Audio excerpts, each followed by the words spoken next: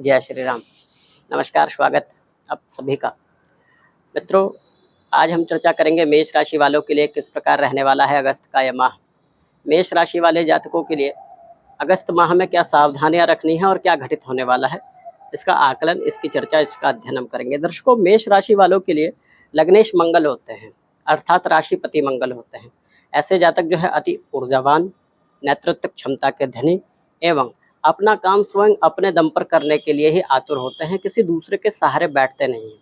तो ये सबसे अच्छी बात है कि लग्नेश दूसरे भाव में है। दूसरे भाव में लग्नेश का होना, कहीं ना कहीं लग्नेश जब किसी भाव में होते हैं तो भाव वृद्धि करते हैं। भाव वृद्धि लग्नेश करके यहाँ आपके दूसरे भाव को एक्टिव कर रहे हैं, प्रबल कर रहे हैं, अर्थात धन संचय की स्थिति बनेगी।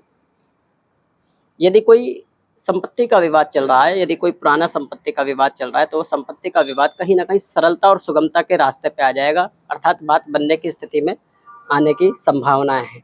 साथ में मंगल दूसरे भाव से जो है अपनी चतुर्थ दृष्टि पंचम भाव को दे रहे हैं, जो सूर्य देव की राशि सिंह राशि है। और इस माह 3 मुख्य परिवर्तन भी होने वाले हैं। परिवर्तन तो वैसे 4 होने वाले हैं, लेकिन उसमें से 3 परिवर्तन मैं आपको बता देता हूँ। 16 अगस्त को सूर्य देव अपनी ही राशि सिंह राशि में जाने वाले हैं। 25 तारीख को शुक्र ऐश्वर्य के देवता नीच के हो जाएंगे, कन्या राशि में गोचर करेंगे एवं मंगल सेनापति 26 तारीख को मिथुन राशि में जाएंगे। तो यहाँ ध्यान देने वाली बात यह है कि मंगल का जब परिवर्तन होगा पराक्रम भाव में, तो आप ये देख पाएंगे कि आप पहले से ज़्यादा एक्टिव हो जाएंगे, ऊर्जावान हो जाएंगे। दूसरा भाव वर्तमान में एक्टिव है आपका, अर्थात मानसिक रूप से आप अपने काम को करने के लिए पूरी तरह तैयार हैं, सोच रहे हैं। लेकिन दूसरे भाव में मंगल जाने से आपके आलस्य में वृद्धि होगी। कहीं ना कहीं आपने प्लानिंग सारी कर रखी है, सोच सब कर रखा है, लेकिन उसको क्रियान्वित नहीं कर पा रहे हैं, धरातल पर उस चीज को उतार नहीं पा रहे हैं। कहीं ना कहीं मानसिक रूप से पीछे हो जाते हैं, क्योंकि दूसरा भाव वाणी का भी भाव होता है, भोज्य पदार्थों का भाव होता है। मंगल है तो लग्नेश, यहाँ आपकी क्रिएटिविटी को, आपकी मानसिक स्थिति को, आपकी प्लानिंग को मजबूत कर रहे हैं। दूसरा भाव कहीं ना कहीं वाणी का है, तो हम वाणी मन के विचारों से ही वाणी बोलते हैं। कोई बात यदि बोलते हैं तो जैसी मानसिक स्थिति जिस समय पे जो होती है, उस प्रकार से हमारे विचार जो कहते हैं वैसी हमारी वाणी भी निकलती है। तो कहीं ना कहीं चिड़चिड़ा व्यवहार देंगे यहाँ दूसरे भाव में। वर्तमान में ऐसी स्थिति होगी कि मानसिक रूप से आप इतने एनर्जेटिक फील नहीं हो रहे होंगे, परंतु ये जैसे ही तीसरे भाव में मंगल का गोचर होगा, पराक्रम भाव में मंगल का संबंध वैसे ही बहुत ही विशेष फलकारी कहा गया है ज्योतिष में। लग्नेश का पराक्रम भाव में जाना ये आपके प्रभुत्व को तो बढ़ाएगा ही, साथ में आपकी काम करने की शक्ति को बढ़ा देगा।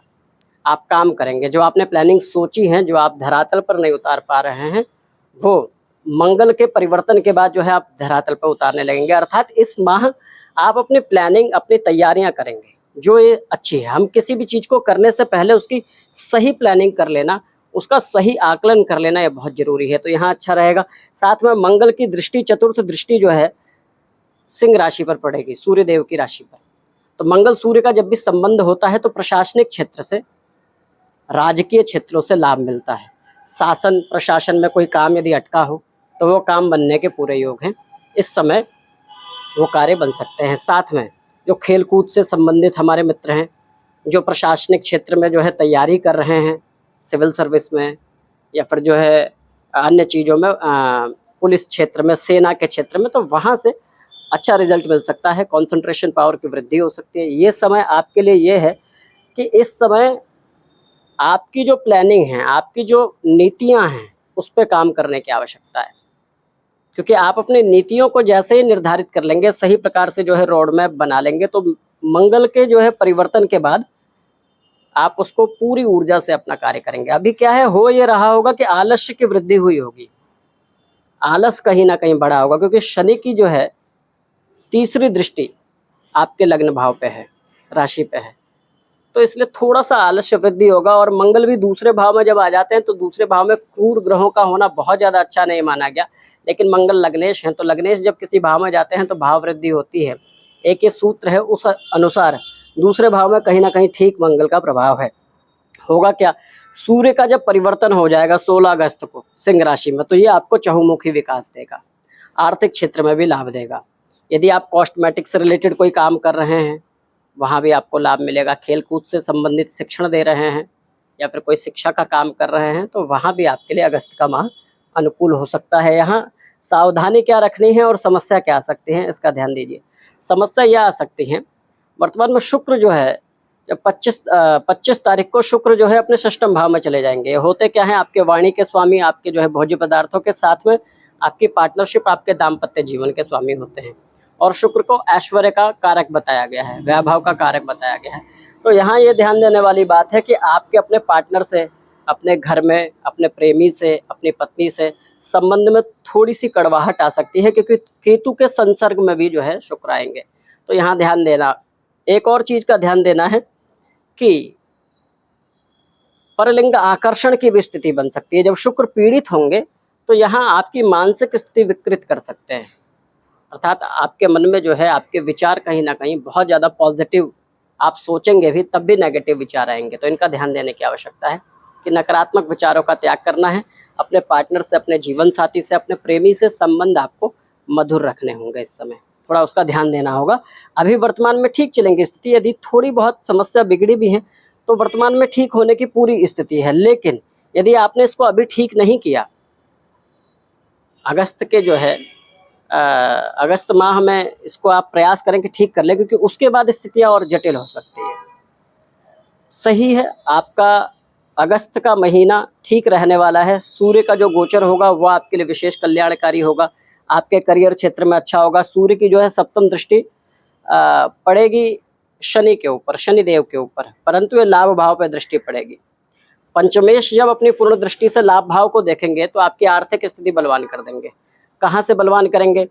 शासन से, प्रशासन से। यदि आप सूर्य बुध की भी युति हो जाएगी तो मार्केटिंग से यदि कोई काम करते होंगे, मार्केटिंग से रिलेटेड आपका कोई ऐसा काम होगा जिसमें वाणी सम्मिलित हो, वाणी से संबंधित यदि कोई कार्य करते होंगे तो वहाँ भी आपको लाभ मिलेगा, क्योंकि बुध वाणी के देवता हैं। सूर्य का प्रभाव मिलते ही बुध और जो है एक्टिव हो जाएंगे, तो यहाँ आपको लाभ मिलेगा। साथ में पराक्रम की भी वृद्धि हो जाएगी। सूर्य के जो है 16 तारीख को गोचर के बाद पराक्रम की वृद्धि हो जाएगी और ये आपके लिए समय अच्छा रहने वाला है, कल्याणकारी रहने वाला है। ध्यान क्या देना है, आलस्य की वृद्धि हो रही होगी वर्तमान में भी, पहले भी मैंने बताया था, आलस्य को त्यागना पड़ेगा एवं अपनी संगतियों को ये ध्यान देना होगा कि कहीं आप गलत संगत में तो नहीं जा रहे, इसका थोड़ा सा ध्यान देना होगा।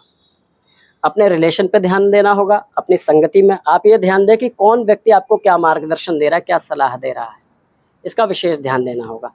आपको अपने मन से, अपने मस्तिष्क से, अपने संबंधों के विषय में सोचना होगा। यदि संबंध खराब हो रहे हैं तो कहीं ना कहीं उनको बचाने के लिए, संबंधों को ठीक करने के लिए आपको स्वयं से, अपने ही विचार से प्रयास करना होगा। नीचे के स्तर पे जाके जब हम संबंधों के विषय में सोचते हैं तो संबंधों में सदैव झुक जाना चाहिए। कर्म क्षेत्र में निश्चित रूप से आप बलवान हो, कर्म क्षेत्र में आप जो है शक्ति से काम लें, पराक्रम ही कर्म क्षेत्र होता है, परंतु संबंधों में पराक्रम नहीं देखा जाता। संबंधों में तो संयम देखा जाता है, प्रेम देखा जाता है। तो संबंधों में यदि झुकना भी पड़े तो आप निश्चित रूप से झुक के अपने संबंधों को सरल करें।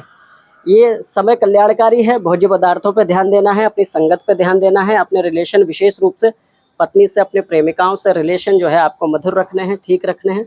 अपने व्यवहार को चिड़चिड़ा नहीं होने देना। कहीं ना कहीं आप एनर्जेटिक तो रहेंगे, आपकी प्लानिंग भी अच्छी रहेगी, आप सोचेंगे बहुत बढ़िया, आपके दिमाग में सारी चीज़ें चल रही हैं, परंतु धरातल पे ना उतरने के कारण कहीं ना कहीं मानसिक रूप से आप इरिटेट रह सकते हैं, चिड़चिड़ापन हो सकता है आपके स्वभाव में। तो इस चिड़चिड़ेपन के स्वभाव को त्यागें और अपने रिश्ते में मधुरता लाएं। कार्मिक क्षेत्र के लिए बहुत अच्छा है।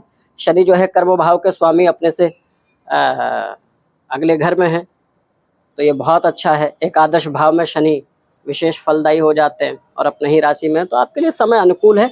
बस थोड़ा सा ध्यान देना है कि शुक्र जब नीच के होंगे, जब शुक्र जो है षष्टम में जाएंगे तो वहाँ आपके प्रेम संबंधों में कोई ना कोई विवाद आ सकता है, उससे बचें। बाकी ये कल्याणकारी जो है समय रहने वाला है। क्या करें, श्रवण में, इस सावन माह में भगवान शंकर की शरण में रहें, उनकी उपासना करें। भगवान भोले भंडारी ऐसे भगवान हैं कि जो बहुत ही सरलता से वरदान दे देते हैं। जितने भी राक्षस रहे, अधिकतर राक्षसों ने भगवान शंकर से ही वरदान लिया, क्योंकि भगवान शंकर बहुत सरल हैं, भोले भंडारी हैं। उनकी पूजा उपासना से तुरंत ही फल मिल जाता है। तो इस समय ठीक ठाक है। जो मैंने सावधानियाँ आपको बताई हैं उन सावधानियों पे ध्यान दें, अपने पोटेंशियल पे, अपनी शक्ति पे पूरी तरह काम करें और जब मंगल का गोचर हो तो अपने आप को जो है पूरी तरह काम में झोंक दें। अभी के लिए जय श्री राम। कोई आपका सुझाव हो, कोई प्रश्न हो तो कमेंट के माध्यम से पूछिए। नमस्कार।